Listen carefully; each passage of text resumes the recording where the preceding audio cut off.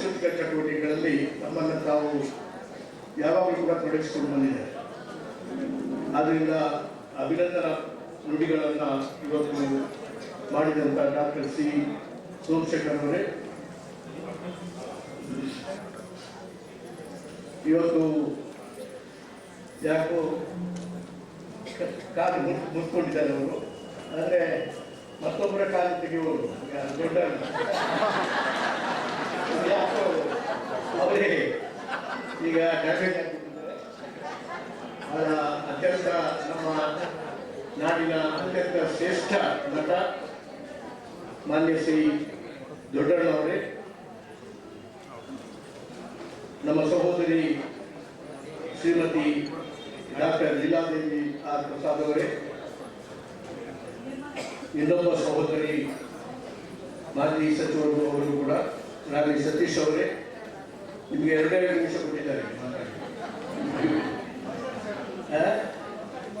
ಅಲ್ಲಲ್ಲ, ಅವರಿಗೆ 2 ನಿಮಿಷ ಕೊಟ್ಟಿದ್ದಾರೆ, ಲೀಲಾವತಿ ಅವರಿಗೆ ಮತ್ತು ಅಲ್ಲ, ನಮಗೆ ಈಗಾಗಲೇ 25 ನಿಮಿಷ ಕೊಟ್ಟಿದ್ದಾರೆ. ನಾನು ಅಷ್ಟೊತ್ತು ಮಾತಾಡೋದಿಲ್ಲ ಖಂಡಿತವಾಗಿ ಕೂಡ. ಇನ್ನು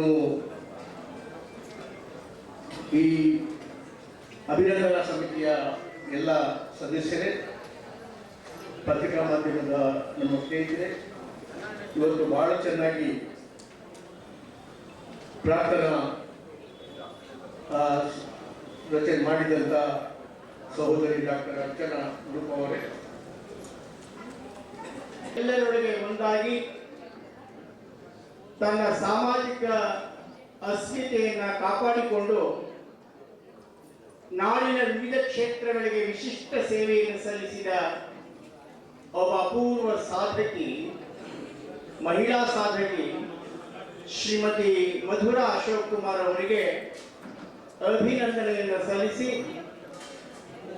ಈ ಸಂದರ್ಭದಲ್ಲಿ ಅವರನ್ನು ಕುರಿತಾದಂತಹ ಲೇಖನಗಳನ್ನು ಒಳಗೊಂಡ ಮಧುರಾಂತರಂಗ ಅನ್ನುವ ಕೃತಿಯ ಈ ಬಿಡುಗಡೆಯ ಈ ಸಮಾರಂಭದ ದಿವ್ಯ ಸಾನ್ನಿಧ್ಯವನ್ನು ವಹಿಸಿರುವ ನಮ್ಮ ನಾಡು ಮತ್ತು ರಾಷ್ಟ್ರ ಕಂಡಂತಹ ಒಬ್ಬ ಮಹಾನ್ ದಾರ್ಶನಿಕ ಜಗದ್ಗುರುಗಳು, ಶಿಕ್ಷಣ, ಸಮಾಜ ಸೇವೆ, ಧರ್ಮಗಳ ಕ್ಷೇತ್ರಗಳಲ್ಲಿ ವಿಶಿಷ್ಟ ಸೇವೆಯನ್ನು ಸಲ್ಲಿಸುತ್ತಾ ನಮಗೆಲ್ಲರಿಗೂ ಮಾರ್ಗದರ್ಶನ ನೀಡುತ್ತಾ ಬಂದಿರುವ ಸುತ್ತೂರು ವೀರಸಿಂಹಾಸನ ಸಂಸ್ಥಾನ ಮಠದ ಜಗದ್ಗುರುಗಳಾದ ಶ್ರೀ ಶ್ರೀ ಶಿವರಾತ್ರಿ ದೇಶೀಕೇಂದ್ರ ಮಹಾಸ್ವಾಮಿಗಳವರ ಪಾದಕಮಲಗಳಲ್ಲಿ ಅನಂತ ಅನಂತ ಪ್ರಣಾಮಗಳನ್ನು ಸಲ್ಲಿಸುತ್ತಾ, ಆದಿಚುಂಚನಗಿರಿ ಮಹಾಸಂಸ್ಥಾನ ವಿಜಯನಗರ ಶಾಖಾ ಮಠದ ಅಧ್ಯಕ್ಷರು, ಹೆಸರಿಗೆ ತಕ್ಕ ಹಾಗೆ ಸದಾ ಸೌಮ್ಯ ಭಾವದಿಂದ ನಮ್ಮೆಲ್ಲರನ್ನು ಆಶೀರ್ವದಿಸುತ್ತಾ ಬಂದಿರುವ ಪೂಜ್ಯ ಸೌಮ್ಯನಾಥ ಮಹಾಸ್ವಾಮೀಜಿಯವರ ಪಾದಕಮಲಗಳಲ್ಲಿ ಅನಂತ ಪ್ರಣಾಮಗಳನ್ನು ಸಲ್ಲಿಸುತ್ತಾ, ಜ್ಞಾನ, ಪಾಂಡಿತ್ಯ, ವಿದ್ವತ್ತು, ವಿವೇಕಗಳ ಸುಂದರ ಸಂಗಮ ನಮ್ಮ ಬೇಲಿ ಮಠದ ಪರಮ ಪೂಜ್ಯರಾದ ಶಿವಾನುಭವ ಚರಮೂರ್ತಿ ಶಿವರುದ್ರ ಮಹಾಸ್ವಾಮಿಗಳು, ವಿಶೇಷವಾಗಿ ಶರಣ ತತ್ವದ ಮಹಾನ್ ಚಿಂತಕರು, ಅವರ ಆಶೀರ್ವಾದವನ್ನು ಕೋರ್ತಾ ಅವರ ಪಾದಗಳಿಗೆ ನಾನು ಅನಂತ ಪ್ರಣಾಮಗಳನ್ನು ಸಲ್ಲಿಸುತ್ತೇನೆ. ಸಿದ್ಧಗಂಗಾ ಶ್ರೀಗಳು ಆಗಮಿಸಬೇಕಾಗಿತ್ತು, ಅನಿವಾರ್ಯ ಕಾರಣದಿಂದ ಅವರು ಬರಲಿಕ್ಕೆ ಸಾಧ್ಯವಾಗಲಿಲ್ಲ. ಅವರ ಆಶೀರ್ವಾದ ಮಧುರಾ ಅಶೋಕ್ ಕುಮಾರ್ ಅವರ ಮೇಲೆ ಇದೆ ಎನ್ನುವ ಮಾತನ್ನು ಹೇಳ್ತಾ, ಈ ಸಮಾರಂಭದಲ್ಲಿ ಒಬ್ಬ ವಿಶಿಷ್ಟ ವ್ಯಕ್ತಿಯನ್ನು ನಾವು ಕಾಣ್ತಾ ಇದ್ದೇವೆ.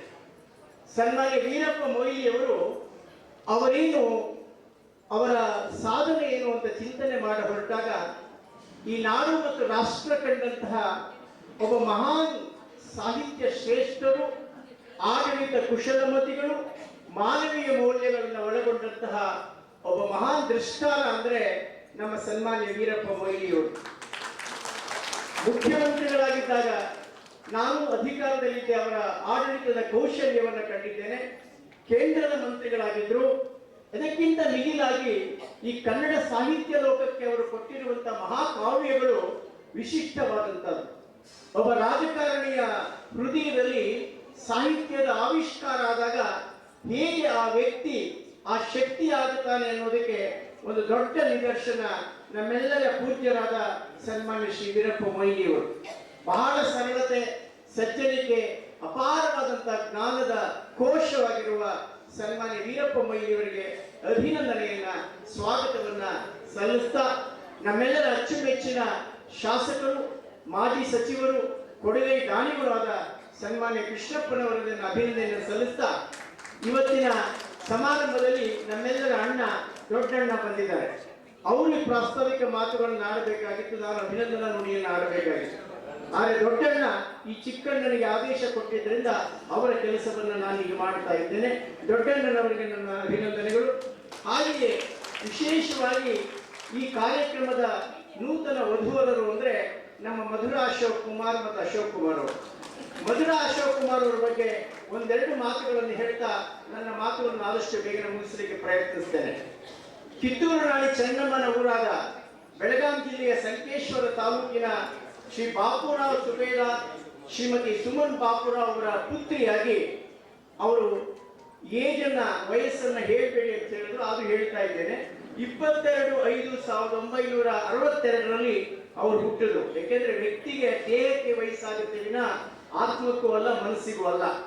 ಶಿರಾಳಕೊಪ್ಪದ ಸ್ವಾತಂತ್ರ್ಯ ಹೋರಾಟಗಾರರಾದ ಮಂಗಳಗಿ ಶಿವಪ್ಪನವರ ಮಗ, ನನ್ನ ಆತ್ಮೀಯ ಗೆಳೆಯ ಅಶೋಕ್ ಕುಮಾರ್ ಅವರನ್ನು 1986 ಪತಿಯಾಗಿ ಸ್ವೀಕರಿಸ್ತಾರೆ. ಅಶೋಕ್ ಕುಮಾರ್ ಅವರು ನಾನು ಸಹ ಒಟ್ಟಿಗೆ ಕರ್ನಾಟಕ ಗೃಹ ಮಂಡಳಿಯಲ್ಲಿ ಕಾರ್ಯನಿರ್ವಹಿಸ್ತಾ ಇದ್ವಿ. ಬಹಳ ಸೌಮ್ಯವಾದಂತಹ ವ್ಯಕ್ತಿ. ಇವರ ಅನುರೂಪವಾದಂತಹ ದಾಂಪತ್ಯ. ಶರಣರು ಹೇಳುವಂತೆ ಸತಿಪತಿಗಳೊಂದಾದ ಭಕ್ತಿ ಹಿತವಪ್ಪದು ಶಿವಂಗಿ ಎನ್ನುವ ಶರಣರ ವಾಣಿಯಂತೆ ಅನುರೂಪವಾದ ದಾಂಪತ್ಯದ ಬದುಕು. ನನ್ನಂತೆ ಮತ್ತೆ ಅನೇಕ ಪುರುಷರಂತೆ ನಮ್ಮ ಅಶೋಕ್ ಕುಮಾರ್ ಅವರು ಒಬಿಡಿಯಂಟ್ ಹಸ್ಬೆಂಡ್ ಆಗಿ ಬಹಳ ಚೆನ್ನಾಗಿ ಕೆಲಸ ಮಾಡ್ತಾ ಇದ್ದಾರೆ. ಅವರ ಮೊದಲ ಹೆಸರು, ನಮ್ಮ ಮಧುರಾ ಮೊದಲ ಹೆಸರು ಅಕ್ಕ ಮಹಾದೇವಿ. ಅಕ್ಕ ಮಹಾದೇವಿ ಅಂತಂದ್ರೆ ಹೇಗೆ ಕರಿಬೇಕು ಗಡ್ಡ ಆಗೋನು, ಅಕ್ಕ ಅಕ್ಕ ಅಂತ ಕೇಳಿದ್ರೆ ಸರಿ ಇರೋದಿಲ್ಲ.